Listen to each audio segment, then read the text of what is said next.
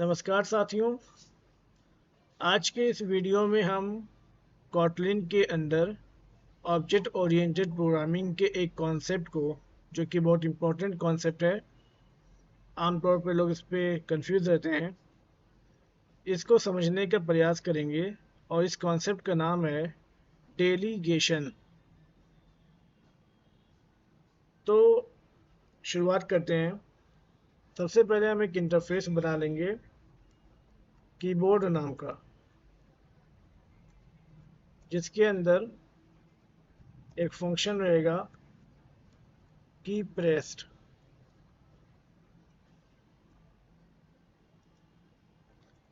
अब हम दो क्लासेस बनाएंगे।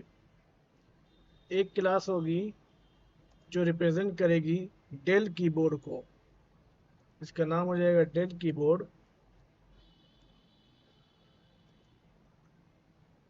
और ये इम्प्लीमेंट करेगी कीबोर्ड इंटरफेस को। अब जबकि डेल कीबोर्ड ने कीबोर्ड इंटरफेस को इम्प्लीमेंट किया है, तो कीबोर्ड का की प्रेस्ड फंक्शन भी इसको ओवरराइड करना होगा। इसको हम ओवरराइड कर लेते हैं। और इसकी इम्प्लीमेंटेशन, इसके अंदर का कोड बस इतना रहेगा कि ये प्रिंट कर देगा जब कभी भी की प्रेस्ड फंक्शन कॉल होगा कि डेल कीबोर्ड के लिए, तो प्रिंट कर देगा डेल। एक और क्लास बनाते हैं जो रिप्रेजेंट करेगी एचपी कीबोर्ड को, और ये भी कीबोर्ड इंटरफेस को इम्प्लीमेंट करेगी और की प्रेस्ड फंक्शन को ओवरराइड करेगी। और इसके अंदर भी बस इतना ही इम्प्लीमेंटेशन होगा कि ये प्रिंट करेगी एचपी। अब चलते हैं डेलीगेशन की तरफ। डेलीगेशन का एक शाब्दिक अर्थ है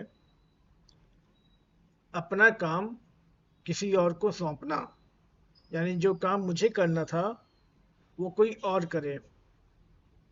तो इसको कोड के ज़रिए से समझते हैं। एक क्लास बनाएंगे जो रिप्रेजेंट करेगा लॉजिटेक कीबोर्ड को, और ये कीबोर्ड इंटरफेस को इम्प्लीमेंट करेगा। अब कायदे के मुताबिक तो मुझे यही करना था कि मैं यहाँ पे ओवरराइड करूँ की प्रेस फंक्शन को, परंतु मैंने देखा कि मुझे वही काम करना है जो यहाँ पर हो चुका है और यहाँ पर हो चुका है डेल कीबोर्ड और एचपी कीबोर्ड के अंदर। तो मैं बार बार वही कोड क्यों लिखूं? इस सॉल्यूशन के लिए मैं डेलीगेशन का इस्तेमाल करूंगा।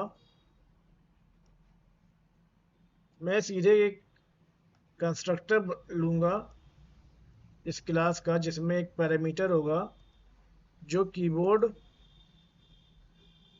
इंटरफेस के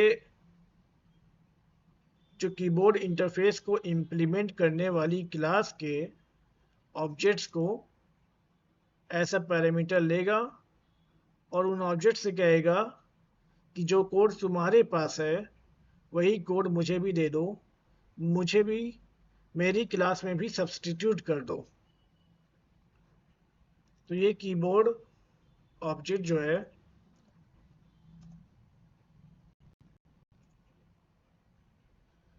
अपना कोड, ये कीबोर्ड ऑब्जेक्ट अपना कोड लॉजिटेक को दे देगा। अपना कोड उठाकर लॉजिटेक क्लास में इम्प्लीमेंट कर देगा। डेवलपर को कुछ भी इम्प्लीमेंटेशन की ज़रूरत नहीं है। अब इसको थोड़ा और बेहतर समझते हैं। जब हम बनाएंगे मेन फंक्शन, सबसे पहले हम बनाएंगे डेल कीबोर्ड का ऑब्जेक्ट, डेल कीबोर्ड का ऑब्जेक्ट बनाएंगे। उसके बाद हम अपनी क्लास जो है कस्टम क्लास है लॉजिटेक कीबोर्ड की क्लास, उसका ऑब्जेक्ट बनाएंगे।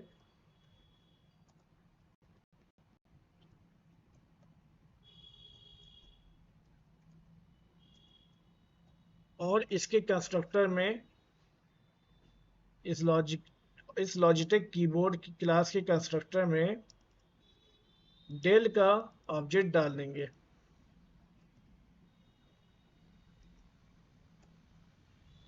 अब लॉजिटेक कीबोर्ड के ऑब्जेक्ट के पास वही शक्तियां आ गई हैं, वही कैपेबिलिटीज आ गई हैं, वही इम्प्लीमेंटेशंस आ गई हैं, वही कोड आ गया है जो डेल के पास था।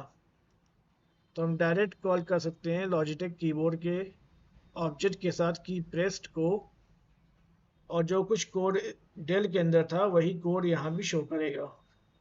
रन करते हैं।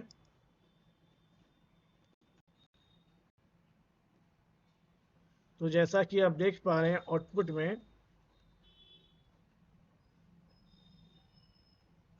डेल कीबोर्ड की इम्प्लीमेंटेशन जो है प्रिंट डेल, वो यहाँ पर भी शो कर रही है आउटपुट में।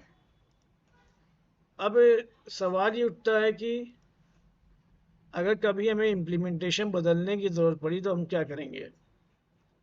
उसके लिए कुछ नहीं करना है, सिर्फ एक ऑब्जेक्ट बनाना है उस क्लास का जिसका ऑब्जेक्ट हम चाहते हैं, जिसका कोड हम चाहते हैं।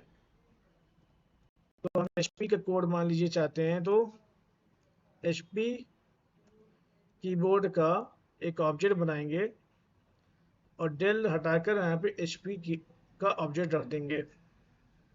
अब लॉजिटेक के अंदर वो इम्प्लीमेंटेशंस आ गई हैं जो एचपी के अंदर थी, बिना कोई कोड लिखे। इसको भी रन करते हैं।